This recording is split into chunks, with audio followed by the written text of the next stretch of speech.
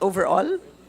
Pwede, pwede pong ganun based on the simulations made by IMAP. Apo. Okay. So sige, Mr. Chair, I just wanted to summarize na itong ine-effort natin ay, well, ganun kalaki ang ating pinagkakahirapan ba? Kasi malaking kabawasan naman yon, di ba? So ibig sabihin, pwedeng maka-expect ng 10% savings ang ating consumers kapag ma-ensure natin na mag-perform ng optimal ang ating NGCP. So yun po. So siguro just to summarize, Mr. Chair, siguro I think there are three issues that we've heard this afternoon. One, obviously, is national security.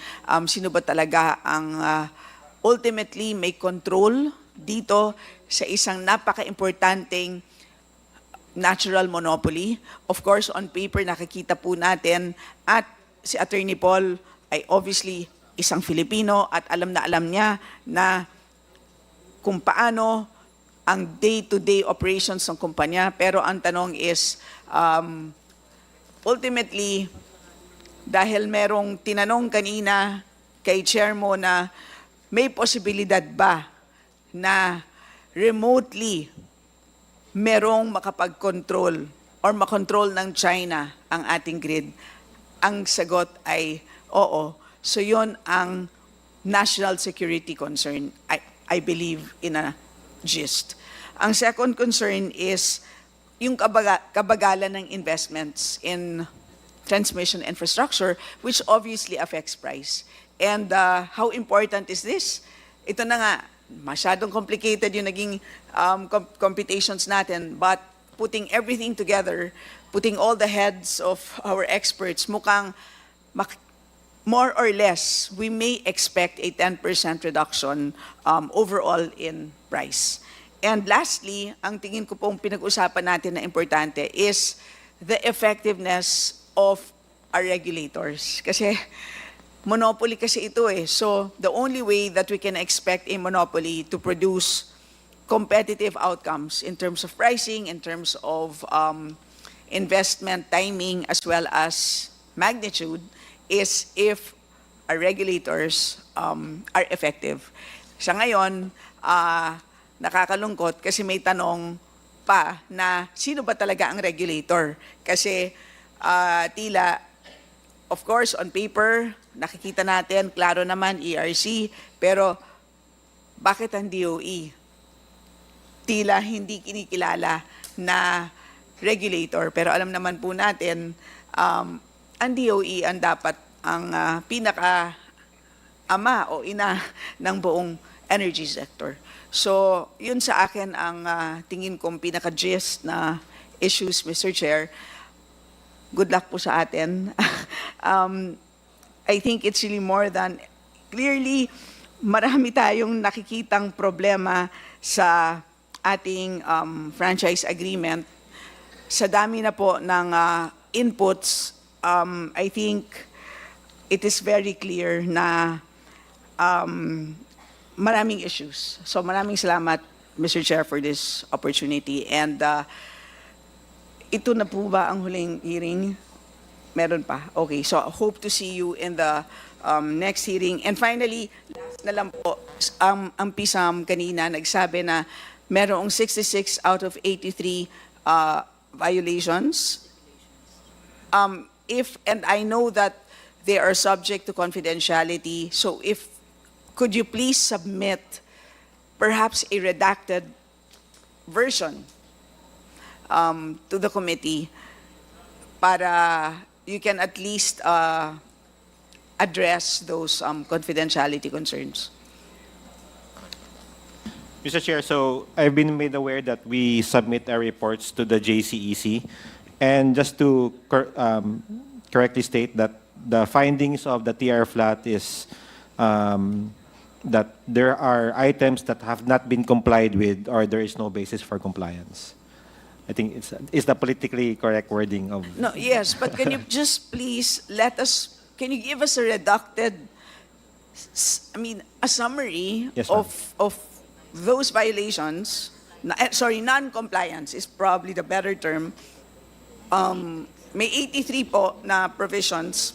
Yes, If you can redact those that you are unable to provide to us, we will accept that. But at least give us a sense of which are the problematic provisions of the concessionary agreement. yes, Mr. Chair, we'll do that. Right. Salamat, Mr. Chair. Much, the Honorable Stella Kimbo, the Honorable Rufus Rodriguez. Thank you for the second round, Mr. Chairman.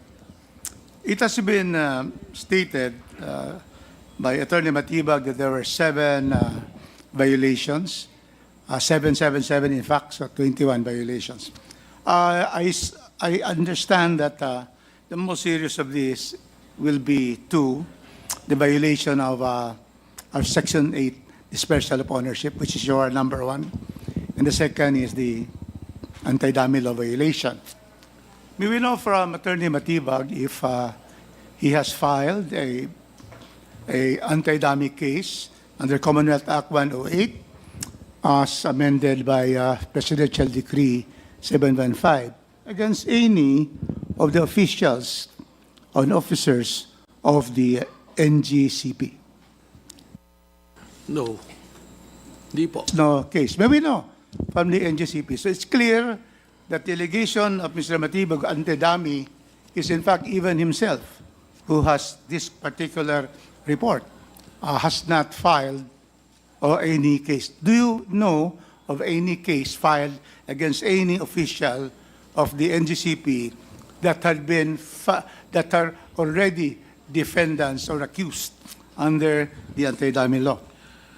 Ang alam ko lang po na imbestigahan ito sa Senado at sa batas naman po din, ang pagkakaalam ko, hindi dahil hindi kinasuhan ay hindi na po nag-violate ng batas.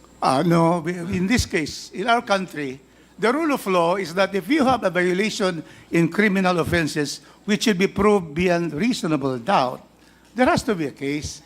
You cannot just allege there's Kung criminal po, tama po. There's Pero none. kung ang pinag-uusapan lamang po ay tungkol sa concession na hindi dapat maglagay ng opisyal na o administrador na hindi po Pilipino, eh hindi po naman kailangan ng kaso. Dokumento lang po ang magpapakita kung nakita na kagaya ni Wenbo, nag-CTO po siya. Meron po bang violation o wala? Kailangan pa po bang magkaso ng kriminal o hindi na? If to be able to assure and to be ensured that there is justice in this country, we cannot have insinuations of being in violation of anti-dummy. Tama po You yun. have to Kung go that. criminal So there po. is no case. Yeah? You Criminal, admit wala po. Tama no criminal po. case. Pero sa Senado po, may investigation po. Yun. At Just binanggit investigation, po kanina everybody. si Senator Miriam Defensor Santiago nga mismo ang nagsabi po. Okay, so there is an investigation. Now, I would like to ask NGCP, has any of your officers been accused in a criminal case of violation of Commonwealth Act 108 as amended by PD 715, the anti-dummy decree of the President? Mr. Chairman, in response to that, no one among us had been the respondent or an accused in a criminal case for violation of the anti-dummy law. Thank you, Mr. Chairman. Since 2008, when you operated, up to now, total of how many years? There has never been any filing of any case against any one of you, NGCP officials. That's correct? correct, Mr. Chairman. Thank you. So the first allegation is unfounded, and there is no case against any of the NGCP officials. Second, violation of Section 8. We have discussed this yesterday. The answer will be from the ERC. Has the NGCP violated Section 8 of the franchise on dispersal of ownership? Chairman. Mr. Chair, I think as discussed last time, the ERC in its order resolving the motion for clarification determined by majority that the NGCP complied with Section 8. So that is the current decision, immutability, in the law of the case. It cannot be litigated even in our congressional hearings. Now, it is said that the national security, there are possibilities.